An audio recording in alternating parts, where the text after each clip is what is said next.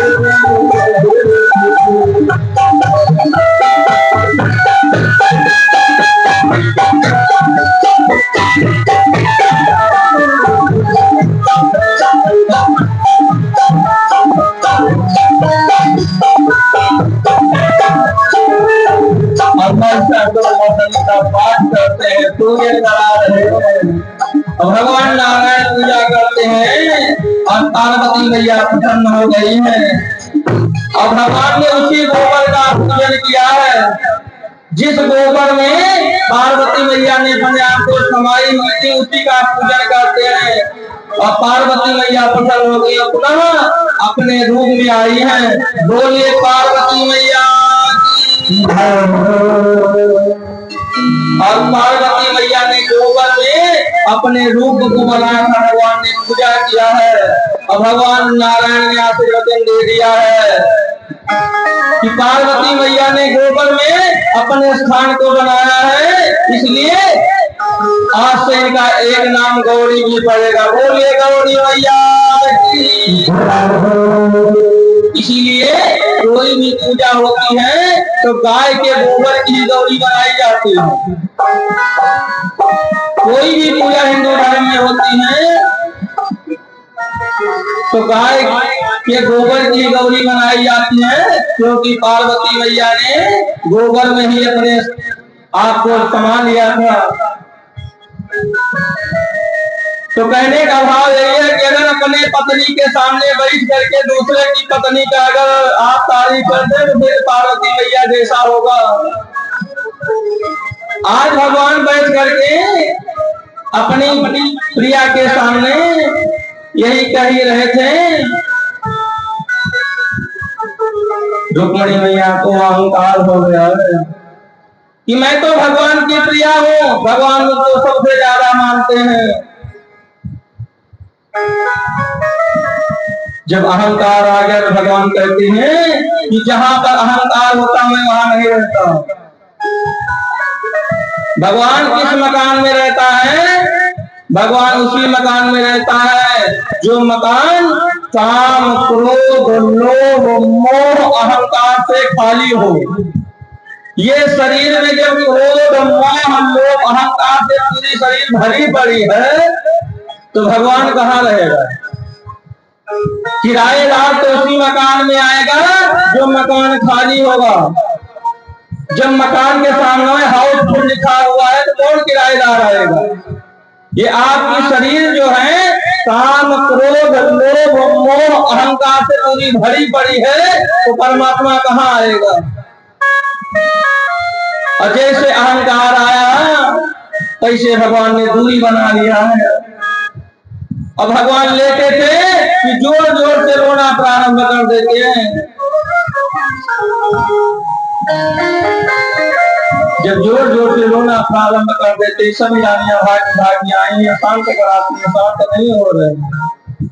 वैद्य जी आए, नारद जी को भी बुलाया गया, नारद जी आए हैं, मंत्रों का झाड़ा दे रहे लेकिन कोई फर्क नहीं पड़ रहा है। और आखिरकार भगवान जो कहवाना चाहते थे वो कहवा ही देते। वैद्य जी ने कहा जो भी अपनी रज दे देगा पैर के नीचे की, उसी का लेपन कर दिया जाए तो ये इनकी पीड़ा शांत हो जाएगी। तो सबसे पहले नारद जी से कहा गया, नारद जी ने कहा नहीं, ये हमारे भगवान है, मैं इनको रज नहीं दे सकता।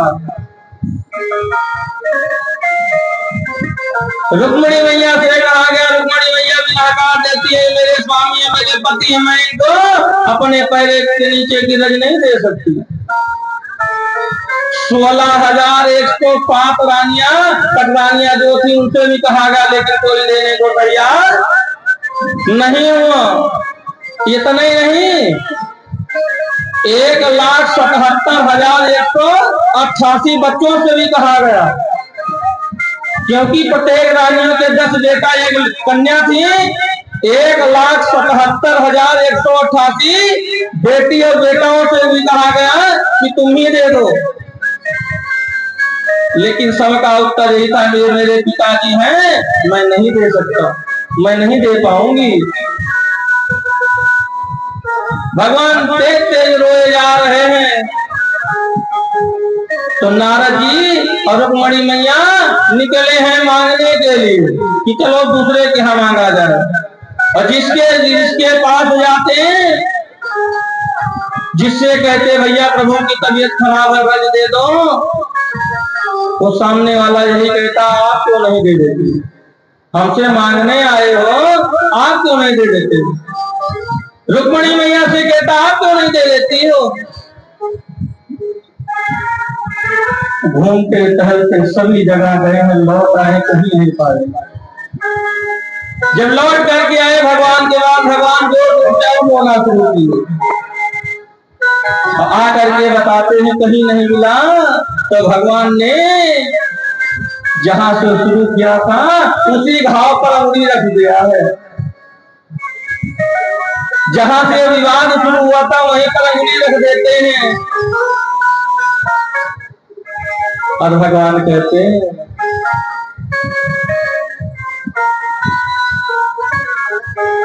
हे नारद जी, कहीं नहीं मिला प्रभु, कहीं नहीं मिला, कहीं नहीं मिला, कहीं नहीं मिला। रुक्मिणी से कहते हैं प्यारी कहीं नहीं मिला, कहीं नहीं मिला। उसी दुखती रग पर भगवान ने हाथ रख दिया और तब भगवान कहते हैं अरे प्यारी रुक्मिणी, क्या मेरे ब्रजमंडल में गई थी, क्या मेरे ब्रजमंडल गई थी।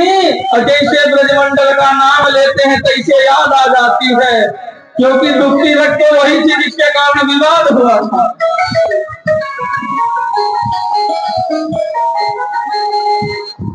रुक्मिणी मैया नीचे सर कर लेती, नारद जी से प्रभु कहते हैं हे नारद जी, क्या आप मेरे ब्रजमंडल में गए थे। नारद जी कहते प्रभु मैं वहां नहीं गया था। क्यों नहीं गए थे। मुझे यह विश्वास है कि दुनिया मेरा साथ छोड़ दे तो मैं मान सकता हूँ, लेकिन मेरे ब्रज के एक एक ग्वाल, एक एक गोपी मेरा साथ कभी नहीं छोड़ सकते हैं, ये मुझे विश्वास है। एक बार आप वहां भी चले जाओ।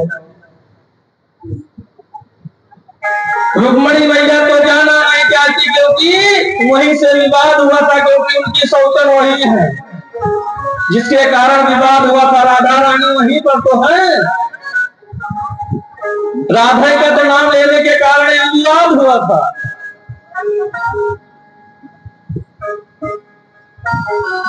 लेकिन मजबूरी में आई नहीं। नारद जी रुक्मिणी मैया दोनों ब्रजमंडल आए हैं, यमुना के किनारे देख रहे हैं। सभी ग्वाल बाल गोपियां सब एक दूसरे के हाथ में हाथ डाल करके रो रहे हैं। एक दूसरे के प्रति देख करके आपस में रो रहे हैं और रहते रहते रोने लगते, रहते रहते आपस में खेलने लगते, अपने कृष्ण बन जाते, कभी राधा बन जाती, अपने रासलीला भी खेलने लगते। ये दोनों देख करके आश्चर्यचकित पड़ गए, ये कितने पागल है, मंदबुद्धि है देखो। लेकिन जैसे गोपियों ने नारद जी को, रुक्मिणी को देखा, आकर के प्रणाम करते, राधा मैया ने प्रणाम किया, ले जाकर के उचित आसन पर बैठाते, लेकिन रुक्मिणी मैया इतनी अहंकार में है कि एक बार प्रणाम कर नहीं दिया। रुक्मिणी मैया कुछ नहीं बोल रही हैं, सभी बाल बाल सम्मान करते हुए कामना का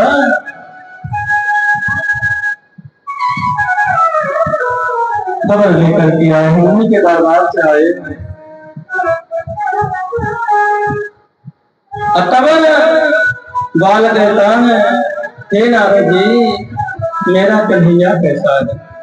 तो जैसे कहते हैं मेरा कन्हैया कैसा है, तो कन्हैया का नाम लेते ही जैसे गोपियां जोर जोर से रोने लगी। कन्हैया का नाम ही जैसे सुना, सारी गोपियां गांव सब रोने लगी।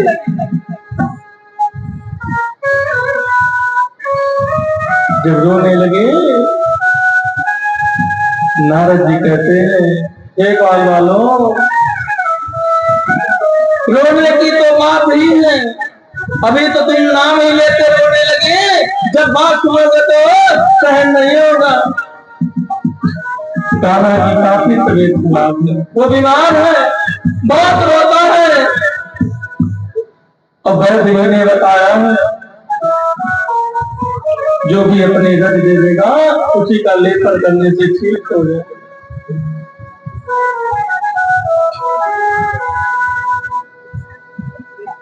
ग्वाल बाल सुन करके रोने लगे।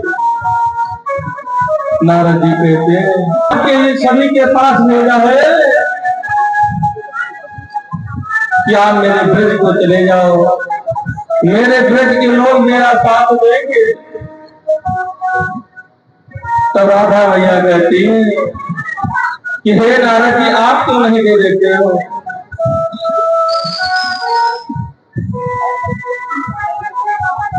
राधा मैया कहती है, हे नारद जी आप ही क्यों नहीं दे देते हो? नारद जी कहते हैं, हे राधे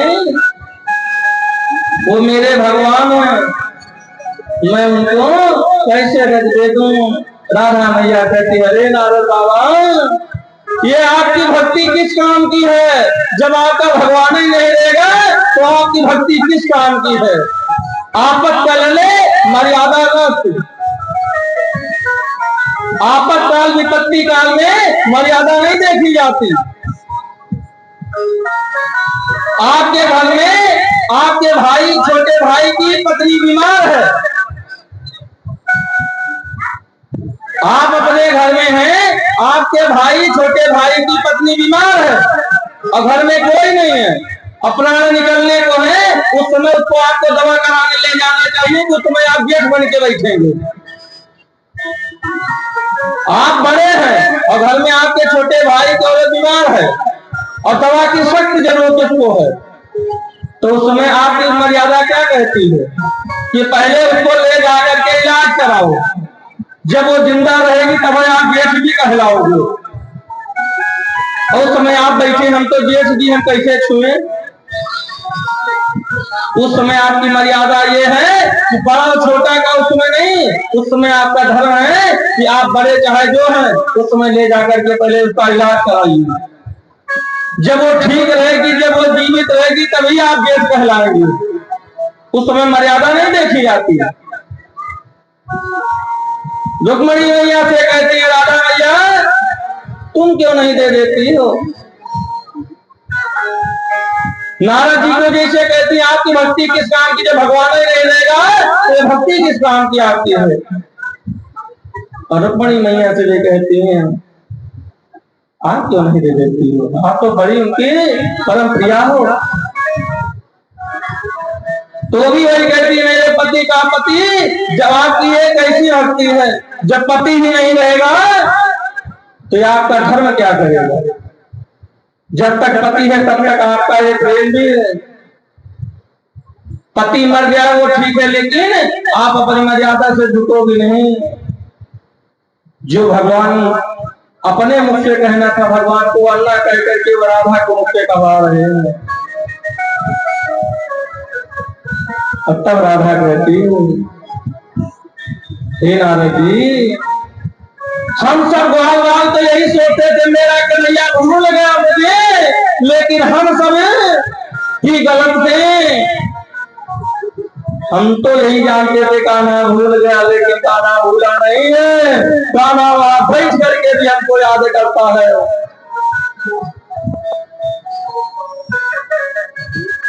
हम ही गलत थे। ये मेरी शरीर अगर मेरे कान्हा के काम आ जाए तो ये पूरी शरीर ले लीजिए, रंग की क्या बात है।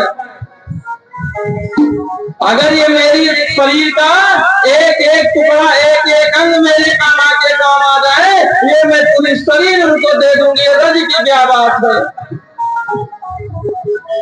और नारद जी से कह रहे हैं, क्योंकि नारद जी ने ही मांगा था कि राधे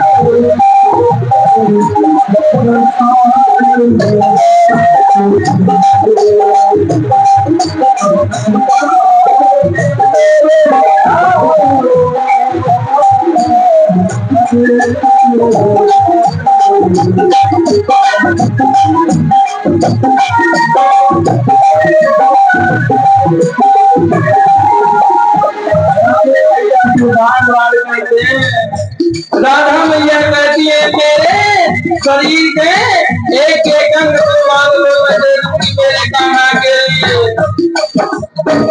ये शरीर मेरी अगर मेरे प्रभु के काम आ जाए तो इससे बड़ा सौभाग्य क्या होगा। क्योंकि आज इतना मैं पछता रही हूँ, इतना मुझे दुख है। हे नारद बाबा, मैं आज कह नहीं पा रही हूँ, आज मुझे कितना पछतावा है। जिस महीने को मैं परेशान करती थी, छलिया कहती थी, कबड्डी कहती थी, और उसी को मैं कहती थी जब उद्धव जी लेकर के संदेशा आए थे, मैं ही कहती थी वो तो कान्हा झूठ बोल करके गया है, हमको छोड़ करके गया। लेकिन आज मुझे यह ज्ञान हुआ कि मेरा कान्हा जहां भी है वो मुझे याद करता है। क्योंकि मैंने अपने कान्हा को छलिया कहा था, कबड्डी कहा था, लेकिन वो कान्हा मेरा जहां भी है वो मुझे अपने मन से मानता है, दिल से मानता है। प्रेम वो नहीं है कि सामने बैठे रहे तब प्रेम है। प्रेम वो है कि जहां भी है अपने प्रीतम के लिए प्रेम है। रोम रोम में प्रेम भरा है, राधा कहती है। हे नारद जी, मैंने अपने कान्हा को गलत समझा, क्योंकि मैंने अपने कान्हा को छलिया कहा था। और कह रही है क्योंकि राधा कहती थी ना,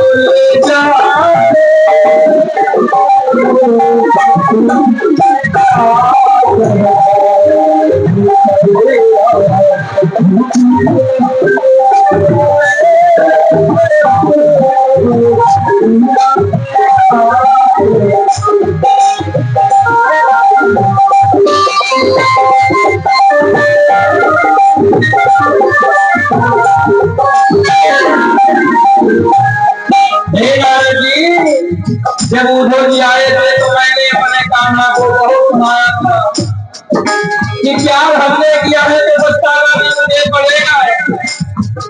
मेरे कन्हैया ने कभी नहीं कहा कि हे गोविंद, हे बाल वालों, आप मुझसे प्यार करो। प्यार मैंने किया है तो पछताना भी मुझे पड़ेगा। मैंने उद्धव जी को बहुत थोड़ी छोटी सुनाई और उसमें मैंने उद्धव से कहा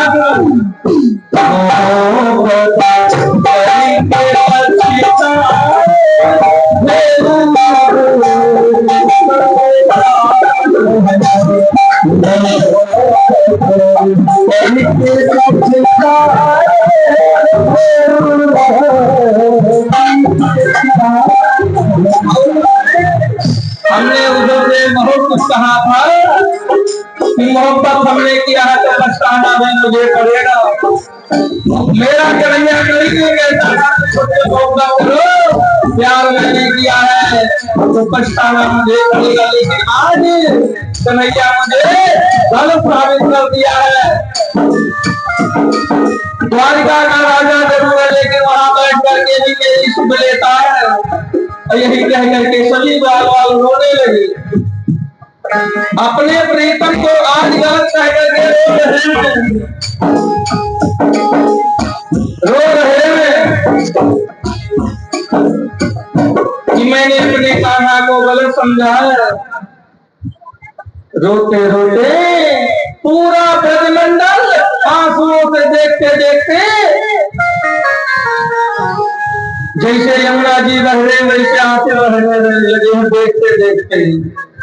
नारद जी आश्चर्यचकित हो गए और रुक्मणी मैया देख करके आश्चर्यचकित हो गई। हम तो कहते थे पक्का चेला हम ही है, जानते थे सबसे पक्का चेला हम ही है। रुक्मणी मैया सोचती थी सबसे ज्यादा हम ही प्रिया है, लेकिन इन्हें ग्वाल बालों के आगे कुछ नहीं है। रुक्मणी का जितना अहंकार था सब वही समाप्त हो गया। अब तब कहती हैं, अरे बहना हमारे स्वामी की तबीयत बहुत खराब है और द्वारिका में काफी पीड़ा है, रो रहे हैं। राधा मैया कहती हैं, मेरे कान्हा की तबीयत कहाँ खराब है? कहाँ द्वारिका में? कहाँ द्वारिका में? कहाँ द्वारिका में? कहाँ मेरा कन्हैया द्वारिका गया कर? कहाँ? वो तो द्वारिका हमेशा देते हैं। विशाखा कहती है कैसे मान ले कि ये तुम्हारा कन्हैया द्वारिका में रहता है? जैसे विशाखा कहती है कैसे मान ले तुम्हारा कन्हैया द्वारिका में रहता है? तो नारद जी को फिर से शंका होने लगी। ये हमें लगता है एकदम पागल के पगल है क्या? ये ग्वाल वाले सब पगल है क्या? भगवान ने द्वारिका में बैठे कह रहे हैं द्वारिका में कैसे मान ले? तो रुक्मणी मैया कहती है अच्छा बताओ फिर कहाँ है? कहाँ बताएं कहाँ है? कहाँ यही है? कहाँ यहाँ है? कहाँ यही है? कहा तुम सब रह गए एकदम मंद बुद्धि, मंद बुद्धि ये रह गए हो। कान्हा द्वारिका में है। विशाखा कहती कान्हा द्वारिका में नहीं, कान्हा यही है। हम सबके रोम रोम में कान्हा विराजमान है। कहाँ दिखाओ, कहाँ दिखाओ? अगर तुम्हारे रोम रोम में कान्हा विराजमान है तो दिखाओ। तब तक सुदामा जो था वह कहता है बुलाओ अपने कान्हा को। अजय से कान्हा को बुलाने की तैयारी विशाखा राधा सब जोर जोर से रोने लगी और कान्हा को पुकार रही है, क्योंकि कान्हा कह के गया था। इसीलिए ब्रज में आई है यमुना के किनारे कान्हा कहकर गया था कि जब मेरी आओ बंसी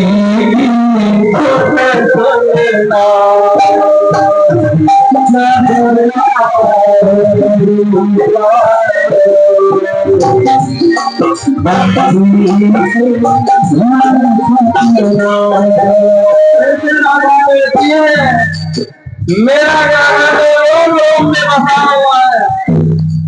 अब आप कर रहे हो द्वारिका में, यही मेरा गाना बुला रही अपने कन्हैया को। आओ देखो जब मेरी जब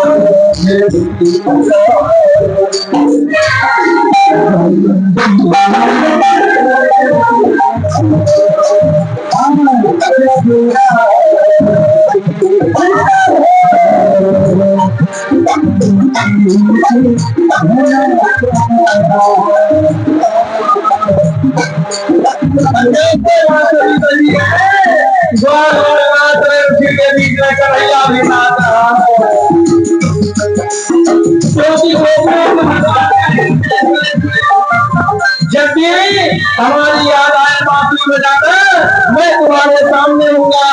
जैसे बांसुरी बजी भगवान उठा गए देख राम जी का सारा हंकार दूर हो गया। पुकारते हैं इसीलिए अयोध्या में जाइए तो हिंदू धर्म में माताओं का अच्छा सम्मान दिया जाता है। हिंदू धर्म में स्त्रियों को बड़ा पद दिया गया। पहले सीता तब राम, सीताराम सीताराम।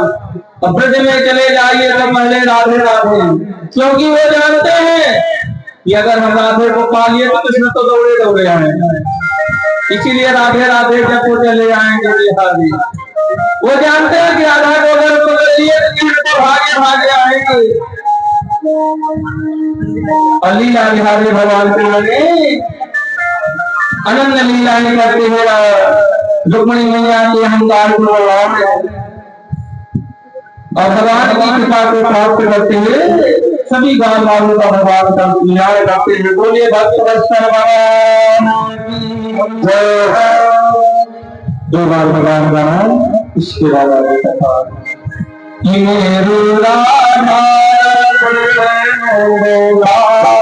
बिहार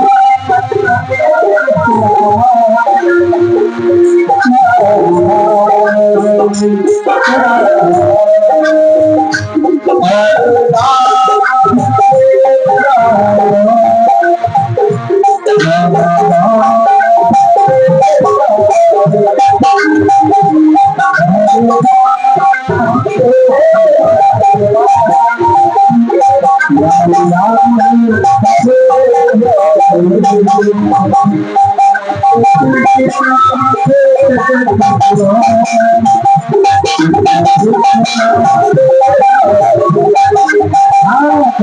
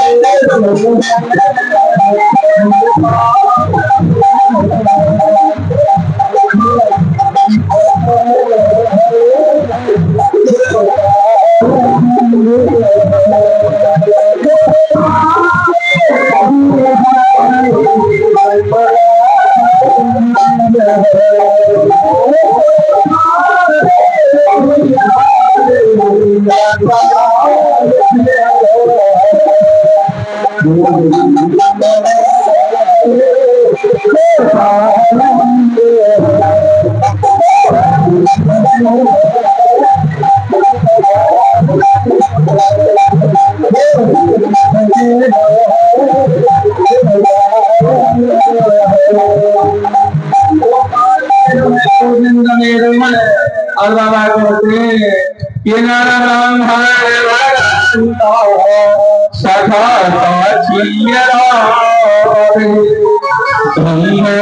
सखा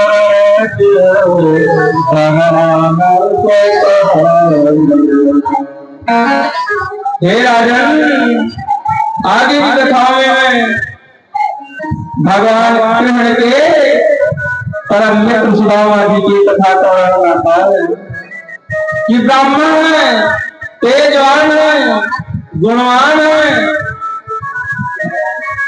और भगवान के भक्त। सबसे बड़ी बात यह है कि भगवान के भक्त है और भगवान के तो परम मित्र है ही है। लेकिन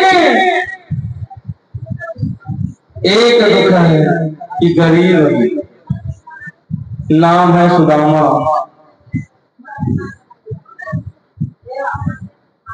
सुदामा जी पहले गरीब नहीं थे,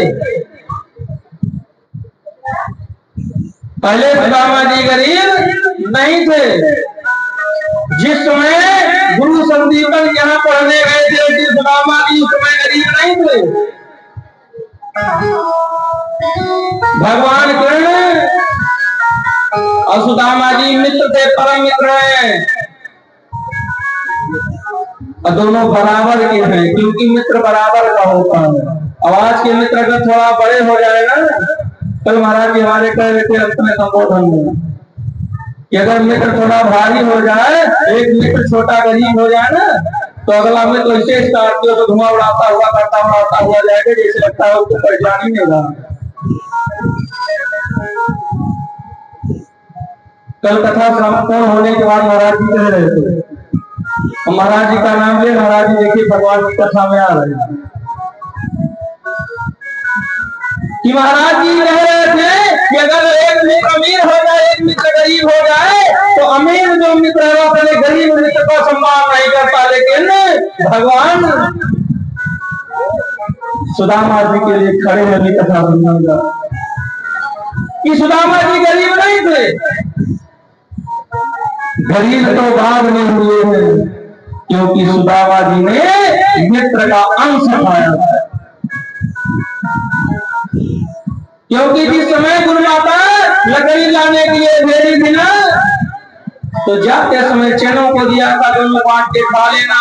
भगवान लकड़ी तोड़ रहे हैं और बीन रहे थे, ठंड का महीना है, पुष का महीना है। पुष का अर्थ है नई पीढ़ी के लिए दिसंबर और जनवरी के आसपास। क्योंकि नई पीढ़ी हिंदी महीनों को कम समझ पाती है। और कहते हैं दिसंबर और जनवरी के बीच में पड़ता है, अगहन के बाद ही पौष आता है। जब ठंड लग रही है तो ठंड जब लगती है तो भूख लगती है, मन कहता है कुछ खाए मिले। तो सुदामा जी जो चने रखे थे ना, वो धीरे धीरे एक एक चीज काट के खाना शुरू किए और खाते खाते धीरे धीरे जब ज्यादा खाने लगे तो भगवान ने पूछा, अरे सुदामा भैया ये कड़कड़ाहट की आवाज कहाँ से हो रही है? सुदामा जी कहते थे कान्हा दांत कड़कड़ा रहे हैं, ठंड बहुत तेज हो रही, दांत कड़कड़ा रहे हैं। तो भगवान के मुख से हो सकता है बच्चे से निकल गया हो, ठीक है दांतें कटकटाएं, लेकिन एक संत कहते ना भगवान को कभी ब्राह्मण को श्राप नहीं दे सकते। दांत कटकटाने का यही हो गए, भगवान ने श्राप दे दिया कि दांतें कटकटाए। लेकिन एक संत कहते हैं भगवान ब्राह्मण को श्राप नहीं दे सकते, क्योंकि अगर भगवान को श्राप देना होता उसी ब्राह्मण के लिए भगवान ने अपनी पत्नी को छोड़ दिया था। जिस समय भृगु जी परीक्षा लेने के लिए गए थे तो खींच करके पैर मारा था भगवान के सीने पर, लेकिन जैसे मारा तैसे भगवान पांव दबाने लगे। महाराज कहीं आपको चोट तो नहीं आई? आपको कोई चोट तो नहीं आई? लक्ष्मी मैया बैठी थी, क्रोध आ गया, कितनी हिम्मत आपकी हमें आंखों के सामने आप मेरे पति को मारे, श्राप दे दिया जाओ श्रीहीन हो जाओ। और महाराज तो लौट गए तो परीक्षा लेने के लिए आए थे, भृगुलोक में अकाल पड़ गया, लोग भूखे मरने लगे। भगवान को काफी कष्ट हुआ कि एक ब्राह्मण को उन्होंने श्राप दिया है, भगवान ने भी ऐसा ही कर दिया कि मैं बिना ब्राह्मण को रह नहीं सकता, क्योंकि ब्राह्मण ही ऐसा है जो पूजा पाठ करता है उसी के पूजा के फल से मुझे ताकत मिलती है, बल मिलता है, इसलिए मैं ब्राह्मण को छोड़ नहीं सकता। विप्र धेन सुरसम तो ब्राह्मणों के लिए भगवान ने उतार लिया था, कहा मारने के लिए छोड़े, रावण को मारना होता भगवान वहीं से मार देते, आने की क्या जरूरत थी।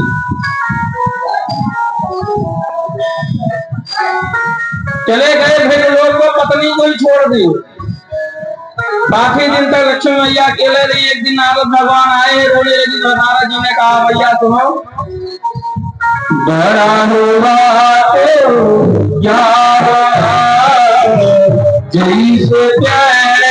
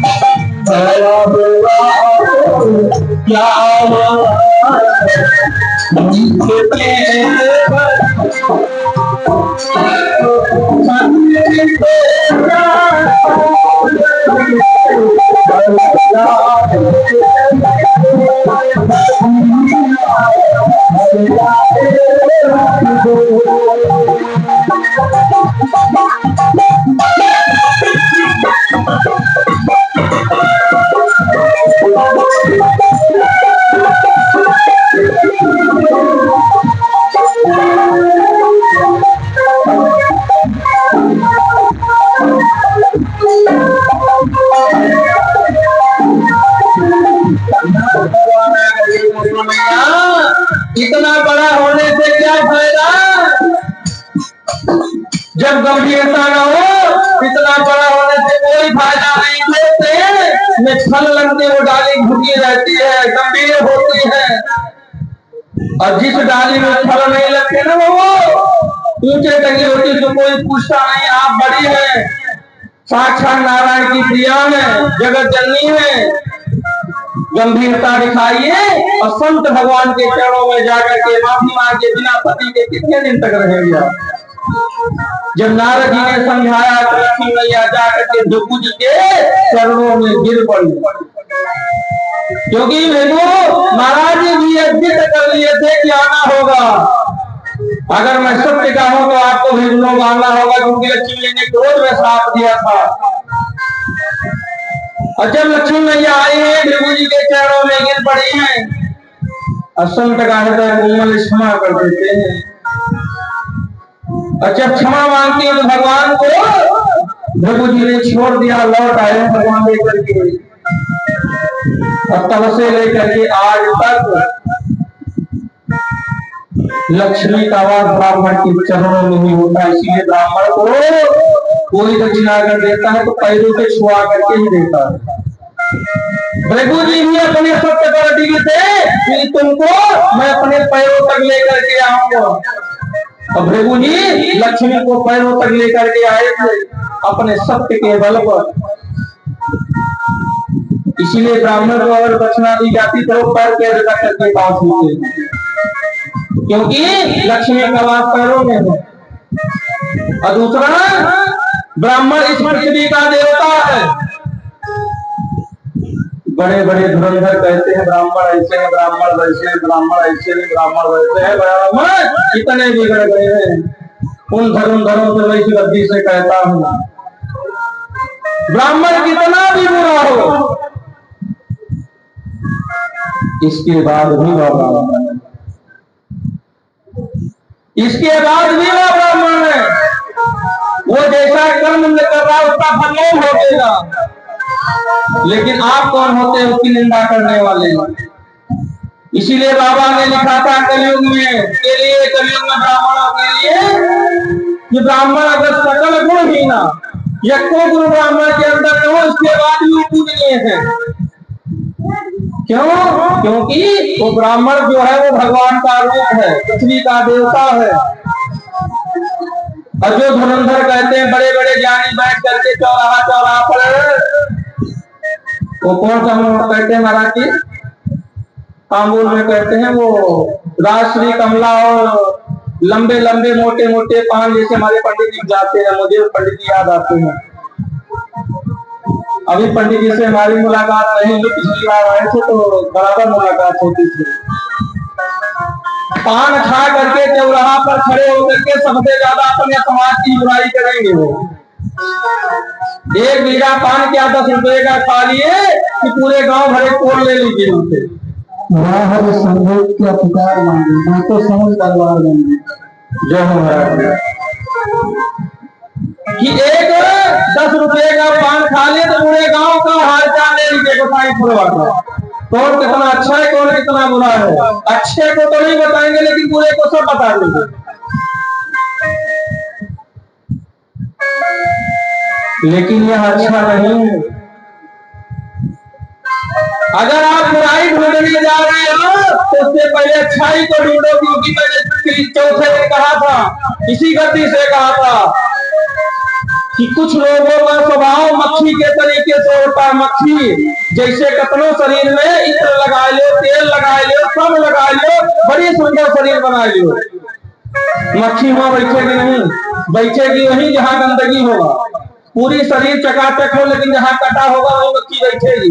वैसे आपके अंदर कतनों अच्छाई हो उनको अच्छाई नहीं दिखेगी, वो आपकी अच्छाई को बतिए नहीं करेंगे। वो वही मक्खी के तरीके जहां गंदगी बैठी वो गंदगी की बात करेंगे वो। लेकिन इसी समाज में ऐसे भी लोग पड़े हैं जो मधुमक्खी के तरीके से हैं कि मधुमक्खी गंदगी में नहीं बैठती, हजारों बुराई होती है, इसके बाद भी मधुमक्खी जहां अच्छाई होती है वहीं तो मधु लेकर के उड़ जाती है। ब्राह्मण कितना भी बुरा है लेकिन इसके बाद भी आप पूजनीय है।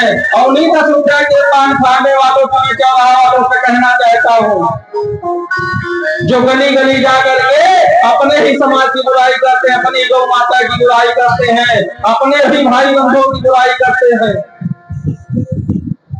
अपने ही भाई की बुराई करते हैं, उनसे मैं पूछना चाहता हूँ अपने की बुराई करके अगले की बखान जो करने क्या वो भी कर हुआ है। मैं मानता हूं मेरा समाज, मेरा ब्राह्मण समाज, मेरा हिंदू समाज बहुत बुरा है। मेरा हिंदू समाज बहुत बुरा है, मेरे सारे ग्रंथ बहुत बुरे हैं, मानता हूं। लेकिन जो बुराई करना क्या वो मेरे का होता है। जो अगरबत्ती लेकर के फोटो लगा करके शुरू कर देता है,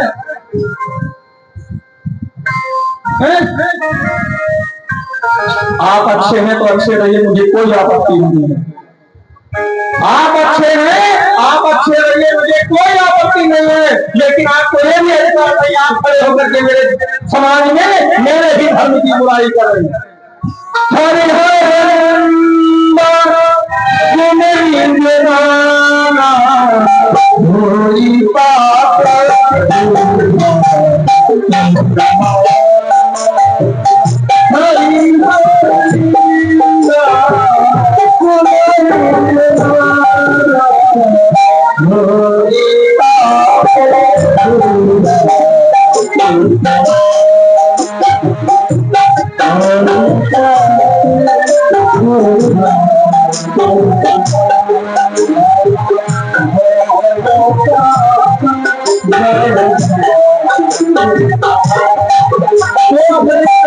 भगवान की निंदा सुनता है, अपने समाज की निंदा सुनता है, अपने धर्म की निंदा सुनता है, वही पाप दो हाथ समाना।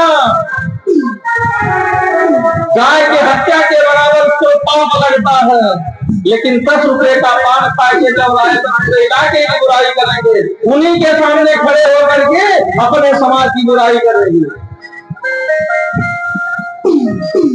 अगर मेरा समाज इतना ही बुरा है तो मैं इसी मंच से भी कह देना चाहता हूँ, मृतक संस्कार होने के बाद में ब्राह्मण को बुला करके क्या मैं किसी और वर्ग को खिला कर दिखाऊं। जिस ब्राह्मण की बुराई करने के लिए ब्राह्मण ऐसा है, इतना दुराचारी ब्राह्मण है, मैं उनसे कहना चाहता हूँ मृतक संस्कार के बाद ब्राह्मण को छोड़ करके किसी अन्य वर्ग को बुला करके रख जाओ, एक बार खिला के दिखाओ। 1 महीना हजम नहीं कर पाएंगे, 10 दिन नहीं हजम कर पाएंगे महाराज, 1 महीना बहुत दूर कहिए, 5 दिन 2 दिन हजम नहीं होगा। वो हजम करने की ताकत है वो ब्राह्मण में ही है, वो पूजनीय है क्योंकि वो देवता है, उसको वो अधिकार दिया गया है, पृथ्वी का देवता है। गाय तो गाय है, चाहे दूध देने वाली हो और चाहे वैसे हो, उसका वो स्वभाव है। सांप तो सांप है, अच्छे कर्म करेगा तो भी फटकार मारेगा तो उसका स्वभाव है वही है। ब्राह्मण तो ब्राह्मण है, हिंदू है, अपने धर्म के लिए, अपने संस्कार के लिए, अपने समाज के लिए बढ़ करके आगे आना चाहिए। और जो अपने समाज की निंदा करता हो ऐसे लोगों के लिए तो चौराहे पर योजना बना करके कमेटी बनाना चाहिए, का विरोध करना चाहिए, खुल करके विरोध करना चाहिए कि जो मेरे राम का नहीं वो मेरे किसी काम का, जो मेरे समाज का नहीं वो मेरे किसी काम का नहीं। हमारे ही बीच में रहोगे, हमारा ही पाओगे, हमारा ही सब कुछ करोगे, इसके बाद ही बैठ के हमारे ही समाज की बुराई। ये हिंदू जनमानस इसीलिए बटा है, तभी एकता है। जिस दिन हिंदू समाज एक होगा, एक अंकुल को सभी तोड़ सकते हैं, लेकिन ये पांचों अगर इकट्ठा होकर के रहेंगे ना तो समाज को कोई तोड़ नहीं सकता है, ये हिंदू जनमानस को कोई तोड़ नहीं सकता है।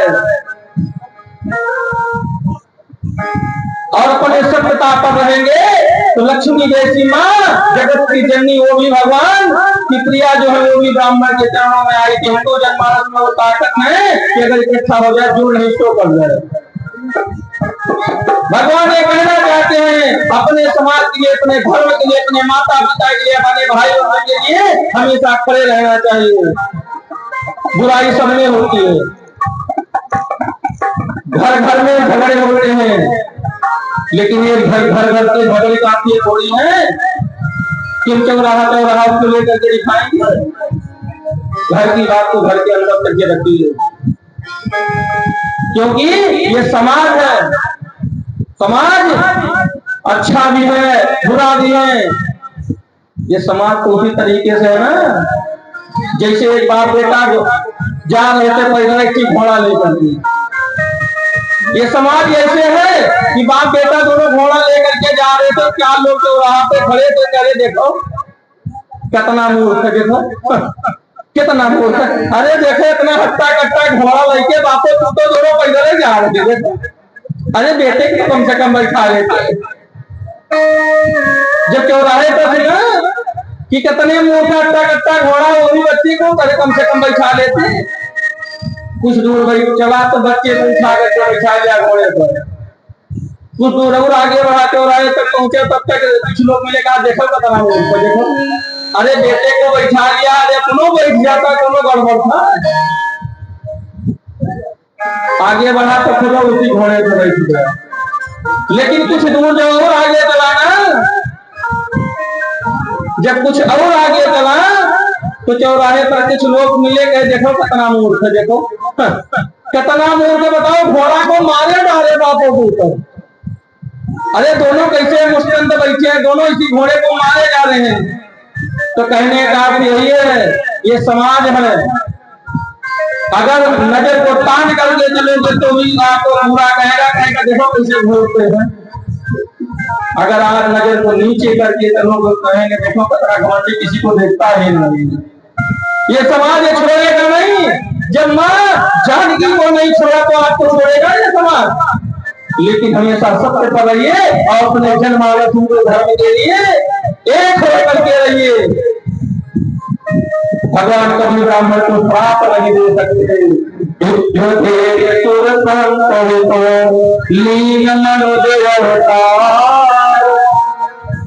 भगवान ने इस पृथ्वी पर ब्राह्मण के लिए, गांव के लिए, संत के लिए अवतार लिया था, न कि रावण को मारने के लिए। क्योंकि रावण उस समय एक था, इस समय घर घर में रावण हो। अब भगवान की यह महिमा है। एक संत कहते भगवान सुदामा जी को श्राप नहीं दे सकते।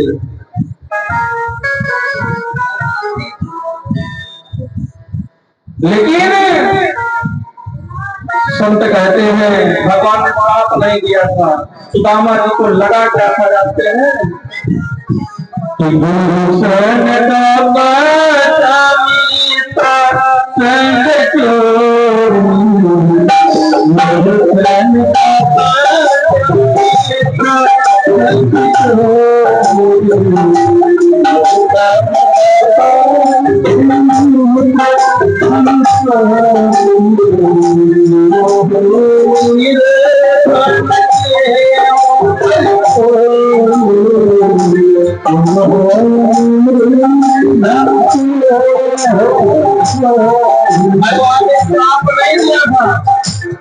सुदामा जी को उनका पाप लगा है, क्योंकि मित्र का अंत खाए हैं, इसीलिए सुदामा जी गरीब हो गए। और भगवान राजा हैं, दोनों लौट आए हैं विद्या करके। सुदामा जी बहुत गरीब हो गए, सब बेटा है, गरीबी सहन नहीं हो रही है। इतनी गरीबी है 5 दिन हो गए कपड़े नहीं मिले नगर में। ये गरीबी सहन नहीं हो रही महाराज। जब बहुत गरीबी आ गई तो भगवान स्वयं एक ब्राह्मण के रूप में आते हैं। सुदामा जी तो घर पर नहीं थे।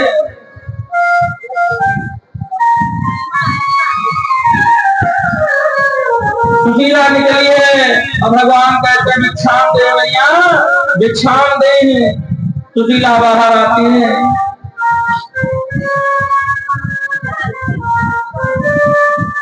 भगवान कहते भैया भिक्षाम दे। सुशीला कहते भैया प्रभु मैं मजबूर हूं, मैं आपको भिक्षा नहीं दे सकती इस समय। भगवान लौट गए। कुछ दिनों के बाद भगवान पुनः लौट करके आए हैं और कहते भैया भिक्षाम दे। और पुनः सुशीला कहती महाराज मैं मजबूर हूं, मैं आपको भिक्षा नहीं दे सकती, मेरे घर में कोई है नहीं। कुछ दिनों के बाद पुनः भगवान आए हैं और पुनः सुशीला से कहते हैं सुशीला वही जवाब देती, महाराज मैं बहुत मजबूर हूँ, मेरे घर में कोई नहीं है, मैं बहुत मजबूर हूँ, मैं आपको इच्छा नहीं दे पाऊंगी। तब भगवान कहते हैं, अरे मैया ऐसी कौन सी मजबूरी है, जब भी मैं आता हूँ बाहर वाले कहती मेरे घर कोई नहीं, मैं मजबूर हूँ, ऐसी कौन सी मजबूरी है। सुशीला कहती प्रभु हे ब्राह्मण देवता मैं मजबूर हूँ। भगवान कहते ऐसी कौन सी मजबूरी है, अरे एक दिन मजबूरी हो, 2 दिन मजबूरी हो, 4 दिन